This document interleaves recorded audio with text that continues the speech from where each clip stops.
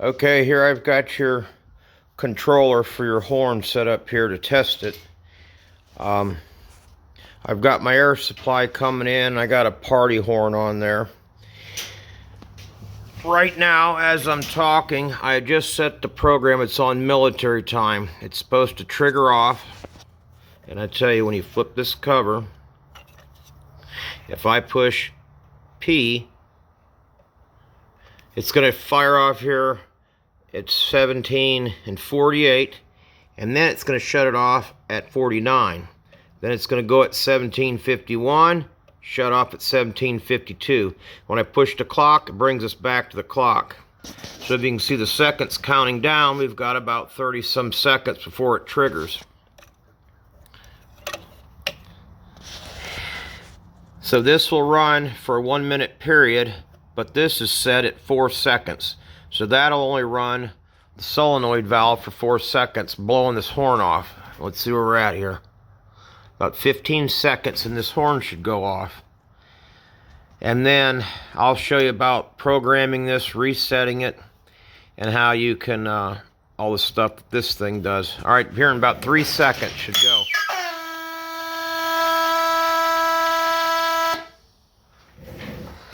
And then this red light will stay on for a minute because our off time is not till 17:49. But this is now shut off. So when this gets up there in about another 40 seconds, this light will shut back off. I put you in a restraint bushing down here, and then for added measure, I put you in another bracket and bent it 90 degrees. All the hardware in this frame is used with rivet nuts because the tubing is only about an 1/8 inch wall, so you got plenty of threads. Up here on the top, I drilled these holes. You can run a 7/16 socket down through here on an extension to get to the clamps in here. See, it just tripped off. And these clamps loosen this up where the nipples come through the top. To seal up a little bit of gap that we had there with the housing so the dirt doesn't get in there, I made you these rubber washers, and they're just pushed on there.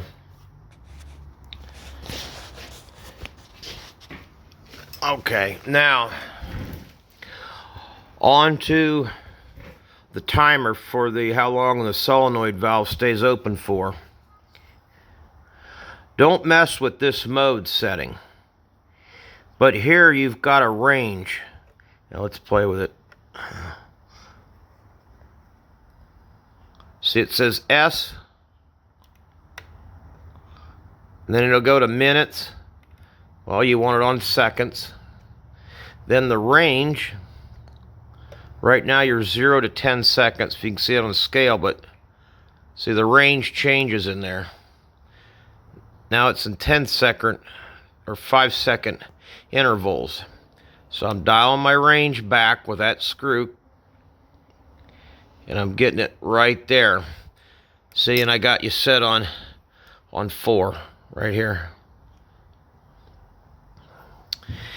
Okay. Now to reset this, you flip up the lid. Actually, it's wait another 30 seconds and this thing should go off again, and I'm going to show you how to reset it and program it.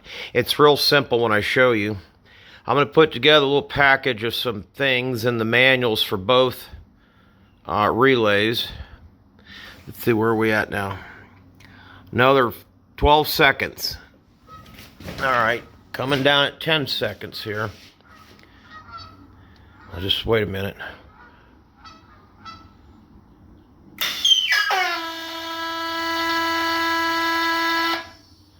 And that ran for about 4 seconds.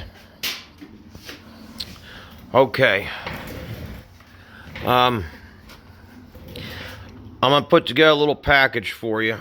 I made this little piece that's bent out of aluminum TIG wire, and I'm going to give it to you. And you go in here and see where it says reset. Just push it. So now you need to set the day of the week. You see right now it says Sunday. So I gotta hold down the clock button here. I'm holding the phone with the same. I'm doing this by myself. Hold down the clock button and push the day button. Look, top of the screen. Tuesday, Wednesday. Okay, that's today. And then we'll hold this down. We'll set our hours, and I guess it's on military time. No, it's not. No, it's not. All right, PM. Let's set it. It's 5 o'clock, and I'm gonna do still holding down this button. Push your minutes, and what you do is you're clocking in your time, and you're done. So now you got Wednesday, PM 5:13, and now your clock's set. To set your program, so for instance, we want this thing to go off at 7 o'clock in the morning on a Monday. So let's push program once. You don't have to hold it. Hit the D button. And we want to go Monday through Friday. Right there. It shows those 5 business days. Okay, done. Now, so we want to go off at 7 o'clock in the morning. 7 a.m. Done. And you see where it says on. This is what time this thing goes on. Now, you got to go to hit the program button again. Watch. It says off. Okay, we want to shut it off at 7:01. I got to go through the day thing again. Okay, Monday through Friday. We want to go 7:01. Oh shit, I went too far. 7:01. And then you hit program again. And then what do you want it to go off at? 10 o'clock in the morning? Okay, see there's your days. Go back to Monday, Tuesday, Wednesday, Thursday, Friday. AM. So now we want to go at 10 a.m. For the next time it triggers. There's 10 a.m. And see it says on. That's what time it comes on. Now we'll hit program. Tell it what time to shut off. We're going to shut off at 10:01.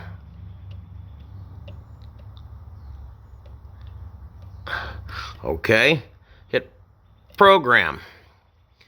Now let's say you want it to go off at 12 noon. Okay, there it is. Get your Monday, Tuesday, Wednesday, Thursday, Friday on the top. Alright, and it says on. Now, see it says off. Well, we want to shut it off at 12:01. You gotta do your days again, apparently. Alright, 12:01. Hit program. Anyway, once you do it, you got to set your on times and your off times. Now I just hit the clock button. And there's our clock. And that's it. So I'll go ahead and program it for the times that you told me. And but anyway, this is how you do it. You'll have to reset it every 6 months here and go through the whole thing again to, for when you reset your clocks twice a year. Okay, we went over this. Another thing important, the air comes in, air in on the right-hand side, air out on the left. I'll label it, but if the labels get messed up or whatever, you can open up the cover and see on here, in, and it says out in the brass valve body. The next thing is, I don't know if you can see it. Let me get a screwdriver. Down at the bottom, if you could see a little teeny orange thing behind those wires, there's a little slot, and you take a little screwdriver like this, and you stick it in that slot right back here, and you pull it away. And this whole thing literally rocks off the housing, because there's a backup battery in here.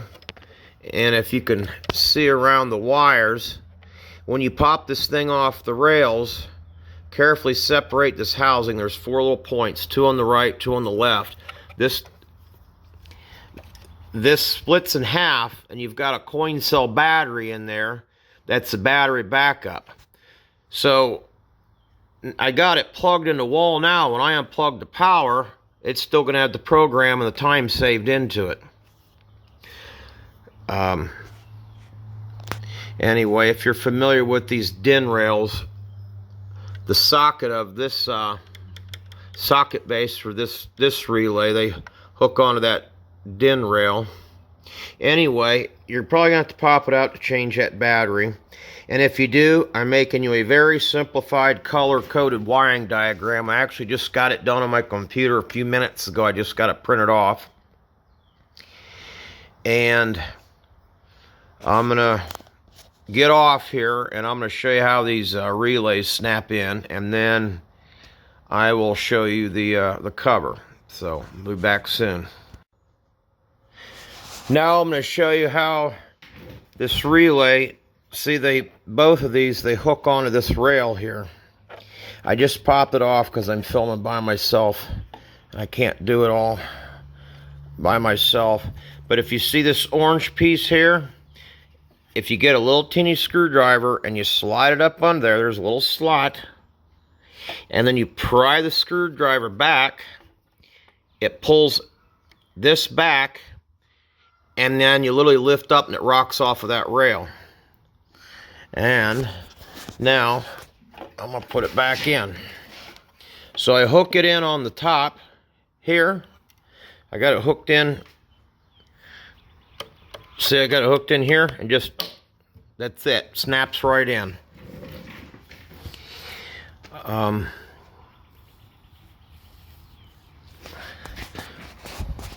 Another thing, when you go to mounting this to the wall, if the wall's uneven or the box is slightly uneven on the back, see the back, I got it pop riveted on, but I got you 2 of these brackets on the top, 2 on the bottom.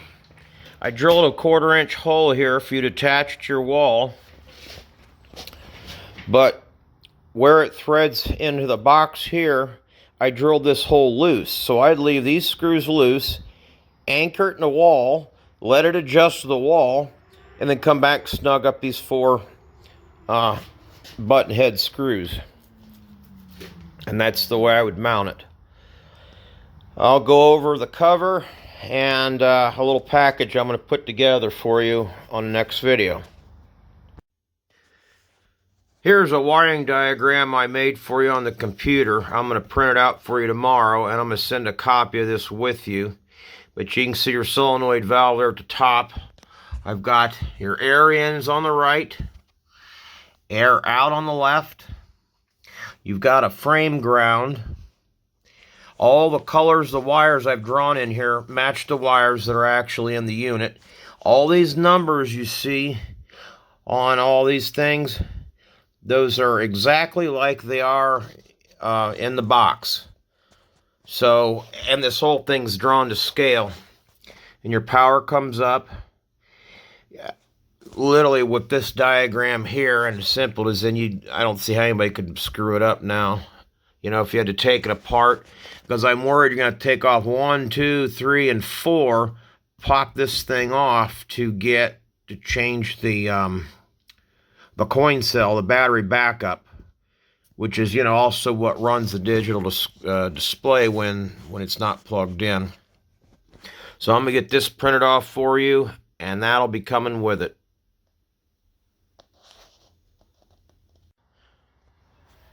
Okay, now we'll talk about the cover. First of all, here's what I'm going to give you.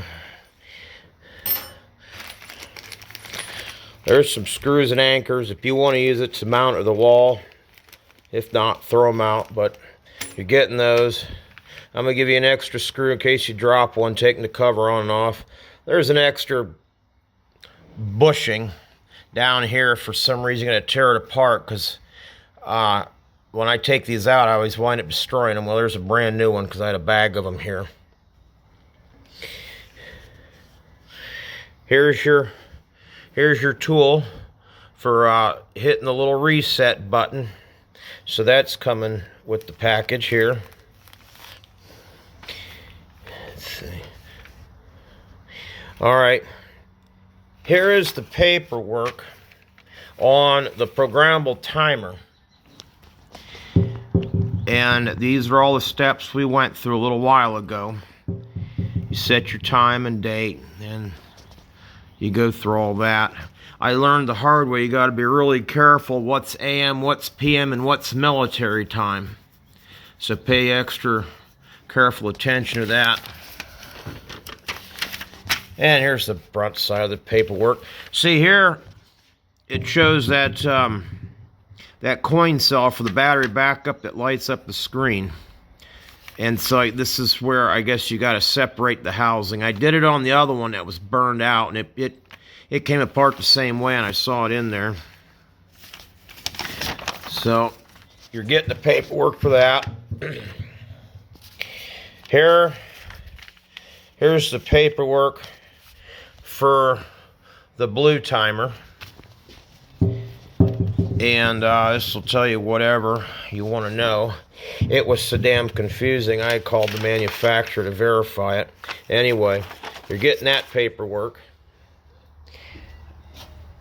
Now, something else I'll show you. I don't know if it matters or not, but this,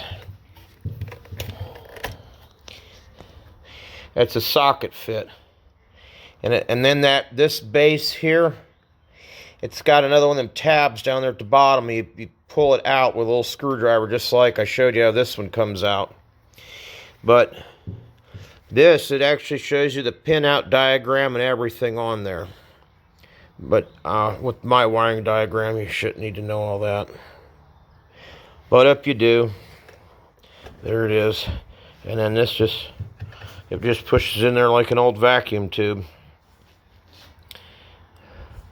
Okay, I tape this off, keep debris out of here. So there's your air in, your air out. And I figure if for some reason this valve did not totally shut off, I would assume that debris got in here and the valve won't close. And I think these are rebuildable. You can buy a new coil. You snap off the red cover and the coil comes off. And then when you separate the body, I guess there's a spring and a diaphragm in there. I really think they sell parts to rebuild those. Here on your cover, there is a top and a bottom. This is only about 1 inch wide, these two legs. Whereas on this side, they're 1.5 inches. This is your bottom. These ones here, I cut them down because they come right beside the air nipples, and they actually lay on top of this rubber seal. I scratched it up during assembly today, so I'm going to touch up the paint before I box it up. I'll do that tomorrow. Anyway, I'm going to do this with one hand. Oh, the sides of this box are flared out just a hair. So it starts to go on easy, and the more you shove it on there, the tighter it gets. Meaning that when you want to take it off, I made these little tabs here, and you put your fingers on there and pull the cover off. Now, once you get it set all the way down, I got screws that go in this hole. That's got to be touched up, and that threads into this hole where the Velcro's at. And you got one on the other side. That's what holds the cover on. So I'm going to see if I can do this with one hand here.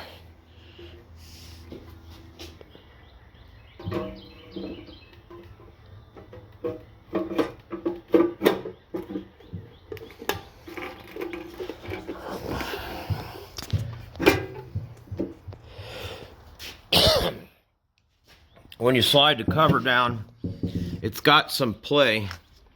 It's got a little bit of play this way. Push it up this way so it covers your rubber seal and it doesn't shove on it. And so get it here. See, it can go down some more. And just and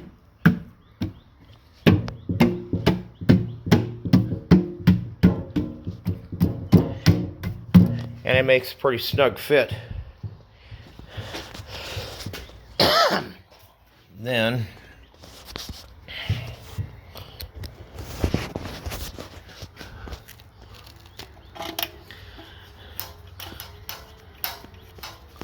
Just come in there and put in that screw on this side. And one on the other side.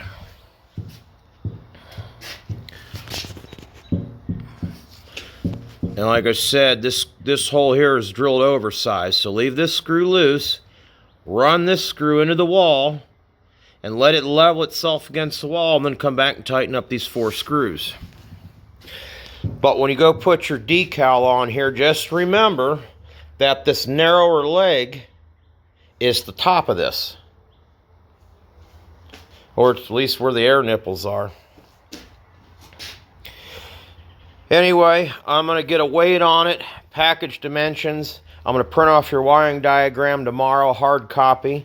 I'm going to put all this stuff here in a bag, and I think I'm going to tape it up on the inside of this cover.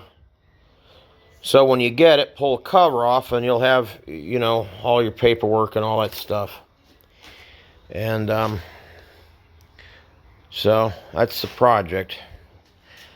Just got to touch up the paint a little bit. A lot of this was make it up as you go. I mean, the mounting legs where it had to be notched. This was a last minute thing. It just, you know, and that cover was probably made 8 times before I was happy with it. It's roughly 10 inches tall, 8 inches wide, a little over 5 inches tall. That's the rough dimensions. I can't think of anything else to show or tell you about it. Give me a call, let me know what you think.